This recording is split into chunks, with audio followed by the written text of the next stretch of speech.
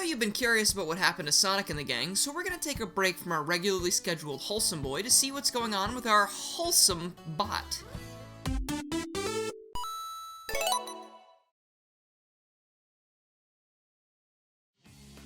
Hello everybody, I'm Garrel64, and welcome back to Sonic 06 Rewritten. This is the fourth part of an ongoing series in which I'm taping over the original events of Sonic 06 with something less confusing and awkward, you could say. That includes adding a character, changing some lore, and many other things that you'll see for yourself if you go ahead and click the card up there to check out the first three parts.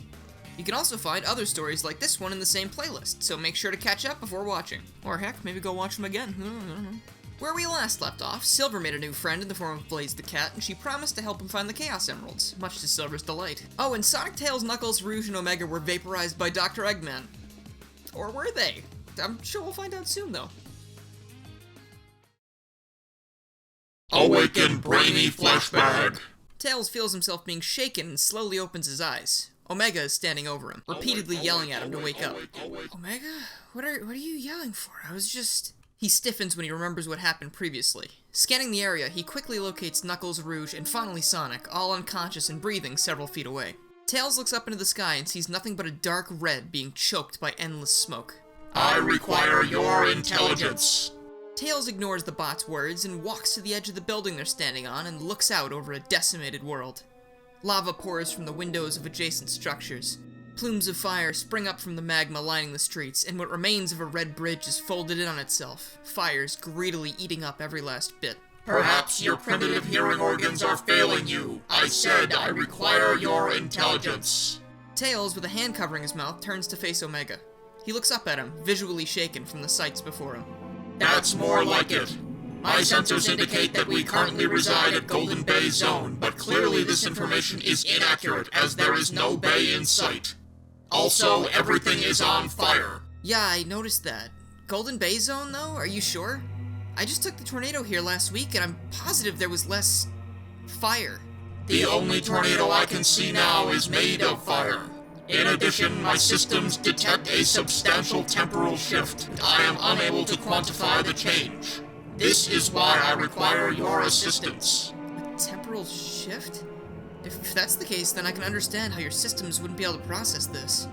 Whenever we are, it must be hundreds of years past what you were programmed to be able to comprehend. That is a brave statement for someone within Gatling gun range. It wasn't an insult, but then again, you were built by Dr. Eggman, so... Do not remind me. Slowly, the remaining creatures behind the pair begin to come to. First Knuckles, then Rouge, and finally Sonic. Tails wastes no time on catching them up on his theory. Time travel? Using the Chaos Emeralds?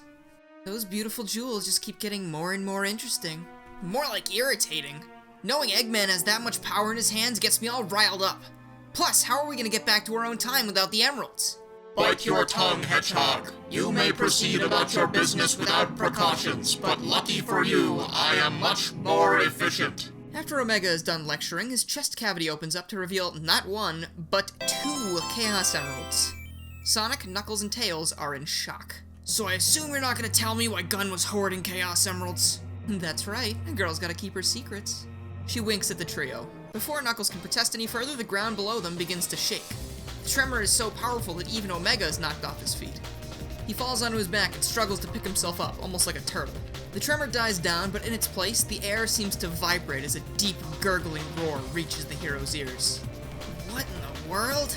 Oh good, so the situation could get worse. I guess I was just being hopeful before. Whatever that was, it sounds like it's on the prowl, and I'm not sure I want to sit still and welcome it with open arms. Good point, but where do we go? It doesn't look like there's a safe place left in the world, let alone this city.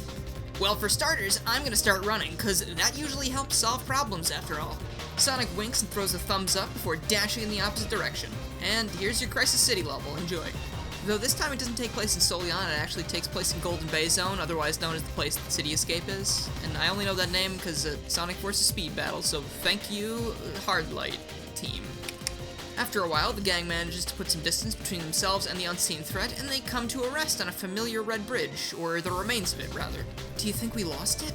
Almost as if on command, the middle section of the bridge explodes from the force of something slamming into it from below. Hey everyone, it's your boy Iblis, and he's not happy. Quick note, he doesn't actually say that, but that would have been great. What is that thing? And more importantly, how did it catch up with us that fast? Whatever it is, the Master Emerald and Chaos Emeralds don't seem to like it very much. I can feel their energy going haywire. Alright, I wanted to talk about this for just a quick second. A lot of people are bringing up the fact that Knuckles shouldn't have the Master Emerald with him because Angel Island would fall, and also it's too big to carry.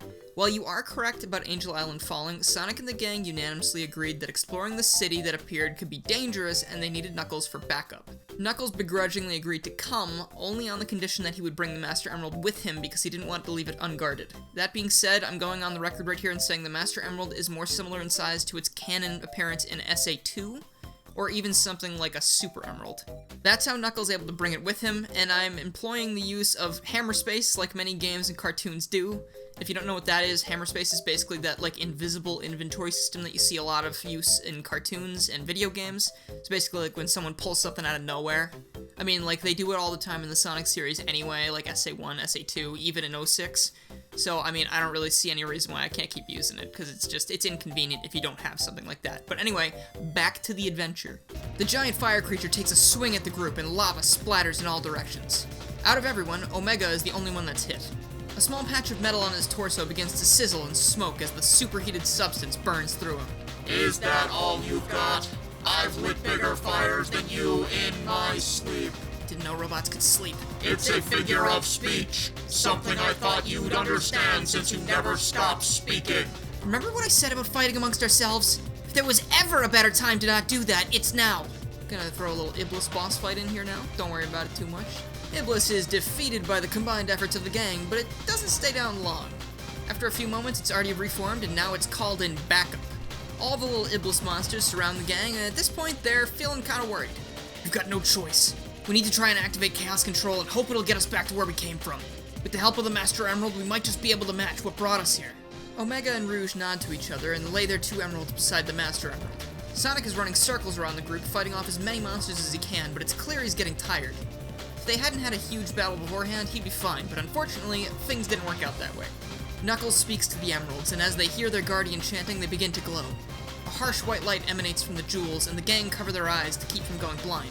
Or at least, most of them do. Omega stares directly into the light, and he's the only one to notice the color shift to a deep purple before they all vanish, just in time to avoid the onslaught of Iblis monsters. Iblis screeches in what seems to be annoyance and looks at the smoldering floor where his prey once stood. They, along with the emeralds, are gone. The monster lifts his head and looks to the top of a building nearby, and its eyes lock with another being amidst the chaos. There, Mephiles stands with his hand outstretched, purple energy radiating from it. Not yet, my friend. But soon. Mephiles preps another ball of energy, and within an instant he zaps himself to who knows when or where, his eerie laugh echoing through the wasteland he left behind.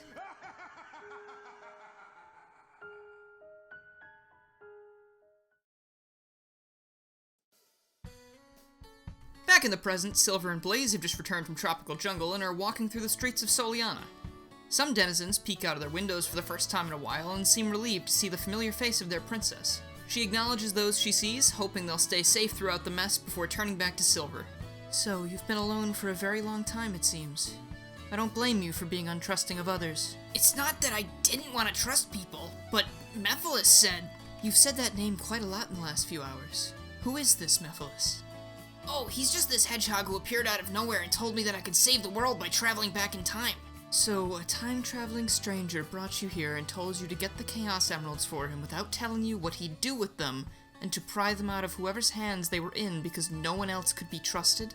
Well, when you put it like that, it sounds a little bit suspicious. But he was the first person you'd seen in a long time, so you clung to his every word out of fear that you'd be left alone again. It's not just that, I wanted to help people. I didn't want anyone to live through what I had to, and I figured that Mephiles was granting my wish. If I could just stop Iblis from ever being freed... He gestures up at the sky. Then maybe the sky could stay like this, and the people could keep admiring it for years to come. Blaze closes her eyes and smiles. What's so funny? It's just... When I met you, I believed you were some sort of foe, dead set on causing trouble for me and my people, but in actuality, you're just a lonely kid playing hero. In a rare moment for her, her serious tone drops into a bit of a small chuckle. My assumptions couldn't have been farther from the truth, and to be honest, I like it better this way. Hey, I'm not just gonna sit here and take that from you. I'm serious about my mission. Please calm down, Silver. I did not mean to offend. After all, what are some jestful words amongst friends? Silver stops mid-walk. Friends? We're friends now? Well, I promised to help you save the world after you promised to let me help. I made some friends of my own a while back after going through something similar, so sure. You know what they say, the more the merrier. Yeah, things will definitely be more merry when I'm not all alone. Oh, so you're after friendship, are you? Well, friends give each other gifts, so how about this? Silver is knocked off his feet by a flash of black and red. Now, how about you be a pal and give me my emerald back?